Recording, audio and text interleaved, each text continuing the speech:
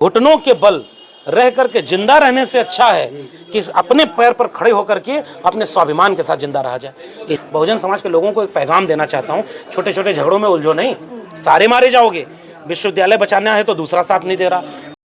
ये मंडल आंदोलन की देन है। ये बाबा साहब के संविधान में यही तो तय किया, इसीलिए सब उसको बदलना चाहते हैं कि जिनको हम दबा के रखना चाहते थे संविधान ने उनको बराबर का मौका दे दिया। तो समानता के विरोध में करते हैं ये, इनको पसंद नहीं आता। जैसे इनके आइकॉन लखनऊ में 3 मूर्ति बनाई और यही लोग थे जो मायावती जी जब मूर्ति बना रही थी तो उसका विरोध करते, पैसे की बर्बादी हो रही है। जब लोहिया पार्क और जनेश्वर मिश्रा पार्क बना तो कह रहे थे कि पैसे की बर्बादी हो रही है। और वहाँ किसका पार्क बना है 3 लोगों का, और कितने करोड़ की मूर्ति लगी है। क्या है तो इसमें तो मीडिया भी चुप था। मीडिया तो नहीं का है, जिसका दाना उसका गाना। हम ये चाहते हैं कि इस देश में संविधान के आधार पर समानता, न्याय, और ये इसलिए भी जरूरी है कि जैसे यूजीसी बनेगा तो यूजीसी के बनने पर विश्वविद्यालय अगर सबके होंगे तो ऐसे ही सबकी मीडिया बने, सबका जुडिशरी बने। हम कह रहे हैं जुडिशरी में आरक्षण क्यों नहीं होना चाहिए, मुझे एक व्यक्ति खारिज करके बताए। मैं यहाँ से पूरे देश के सामने एक मांग रखता हूँ कि जहाँ यूजीसी के बच्चे जा रहे हैं आंदोलन करने, उस मांग में शामिल करो। पहली मांग कि यूजीसी और सख्त बनाकर लागू करो। नंबर 2, जाति जनगणना तुरंत गैजेट नोटिफिकेशन जारी करो। आज तक सरकार ने एक बार लिखित नहीं दिया है कहीं कि हम जाति जनगणना कराएंगे। तुम धोखा दे दोगे, हमको क्या पता।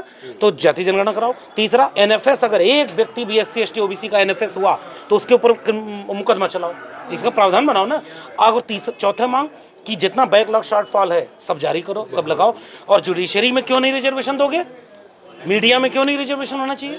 तो सब जगह सबकी भागीदारी। यादव जी, एक सवाल और है जो सबसे इम्पोर्टेंट है। आपने बहुत बड़ी बड़ी बातें की, मांग की, लेकिन जब आपको शमशान में जगह नहीं दी जाती, और आप तो विश्वविद्यालय की और सुप्रीम कोर्ट की बात कर रहे हैं। और हम कर रहे हैं जिसको विश्वविद्यालय में भी जगह नहीं दी गई। सच बात है, जो बोलेगा वो मारा जाएगा। और बोलेगा जो, उसी ने इतिहास बदला है। डॉक्टर अम्बेडकर चुप हो गए होते, सयाजी बाग में जाकर के रोए थे। 10 दिन नौकरी, वेटिंग फॉर वीजा, सबको पढ़नी चाहिए।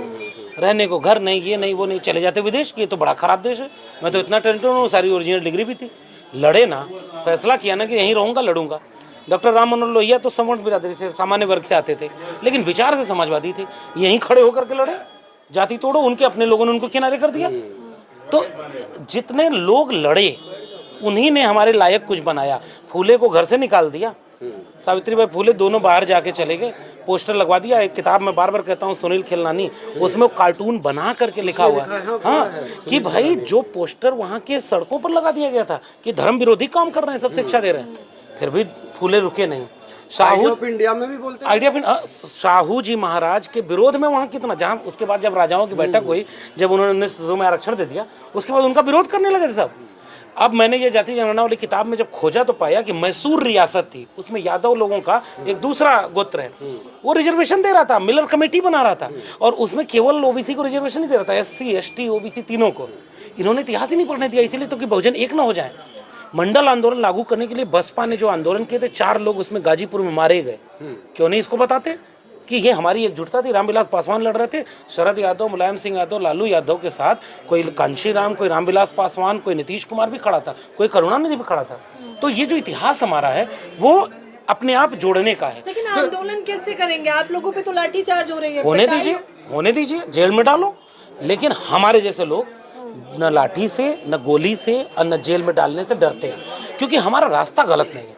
हम किसी व्यक्ति, किसी जाति, किसी भी संस्था के खिलाफ नहीं है, हम न्याय के पक्ष में हैं और न्याय के लिए हमारी लड़ाई लड़ेंगे। और हम बाकी लोगों को भी ये पैगाम दे रहे हैं, भाई गुलाम रह करके, चाहे घुटनों के बल रह करके जिंदा रहने से अच्छा है कि अपने पैर पर खड़े होकर के अपने स्वाभिमान के साथ जिंदा रहा जाए। इसीलिए बात ये कहा गया, स्लोगन बहुत है कि गीदड़ की तरह 100 साल जीने से अच्छा है शेर की तरह कुछ ही दिन के लिए जियो। और मैं ये बात उकसा नहीं रहा हूँ, मैं ये इसलिए कह रहा हूँ कि ऐसा जिन जिन लोगों ने लड़ाई लड़ी उसका फायदा हमने लिया है। अगर हमारे पुरखे न लड़े होते तो हम यहाँ तक नहीं पहुँच पाते। 25 साल बाद हमारी आने वाली नस्लें जब पूछेंगे कि तुम्हारे सामने यूजीसी बर्बाद हो रही थी, तुम्हारे सामने संविधान बर्बाद किया जाता, आरक्षण खत्म किया जाता, जुडिशरी में तुम्हारे लोग जा नहीं रहे थे, पूरा देश तुम कर क्या रहे थे।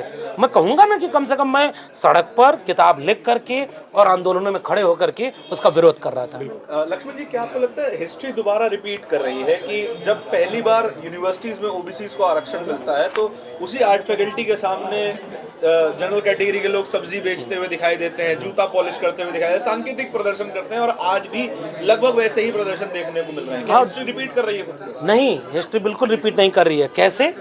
मंडल के समय तो SC ST OBC बहुत कम थे कैंपस में, कम थे। 2 किताबें, अब एक तो मैं अपनी किताब बोल दूं, मैंने 3 चैप्टर मंडल आंदोलन पे लिखे हैं। सड़क पर उतर गए आंदोलन करने, क्रांति चौक बनाया था और वहां पर पूरा मंडल विरोधी आंदोलन का गढ़ था। DU, JNU और एम्स। आज उन सब जगह पर बहुजन लोग इतने पहुंच गए हैं कि वो हिस्ट्री तो रिपीट नहीं करेंगे, नंबर 1। नंबर 2 ये है कि हाँ, कोशिश सत्ताधारी दल की, कोशिश वर्चस्वशाली समूहों की यही है कि वे जैसे मंडल का विरोध किए वैसे इनका भी विरोध कर दें। एक बात और जोड़ दूं, ये केवल UGC तक रुकेगा नहीं। आपने पूरे देश में डिबेट क्या की कि समानता जब संविधान से आ गई तो असमान नीति क्यों बना रहे हो, जाति के आधार पर बांट के रहो। कल को इसी तर्क से कहेंगे SC ST एक्ट क्यों बनाया है जाति के आधार पर, फिर कहोगे कि रिजर्वेशन जाति के आधार पर क्यों दे रहे हो। ये तर्क आगे बढ़ेगा, लेकिन मंडल वाला दौर नहीं है। उस समय मीडिया में हमारे लोग नहीं थे, आज सोशल मीडिया है ना। उस समय तो अखबार लिख रहा था कि मंडल में पूरा देश जल रहा है, आज तो आपके जरिए पूरा देश देख रहा है। मीडिया हमें नहीं दिखाएगा, टेलीविजन चैनल। मुझे ही टीवी डिबेट पे बुलाया था जब उनका विरोध हो रहा था, अब क्यों नहीं बुलाते, मैं ये सोच रहा हूँ, क्योंकि अब तो उससे बड़ा विरोध हो रहा है, देश भर में विरोध हो रहा है। इससे ये समझ में आता है कि सत्ता किसके पास है। बहुजन समाज के लोगों को एक पैगाम देना चाहता हूँ, छोटे छोटे झगड़ों में उलझो नहीं, सारे मारे जाओगे। विश्वविद्यालय बचाना है तो दूसरा साथ नहीं दे रहा, वो पॉलिटिकल पार्टी के चक्कर में दोनों एक नहीं हो रहे। समाज में तो एक हो जाओ, चलो पॉलिटिकल लड़ाई जब लड़नी होगी तो अलग अलग लड़ लेंगे, समाज में तो एक हो जाओ, वरना किसी का बचाने लायक कुछ बचेगा नहीं। ये मेरा पैगाम है। Thank you.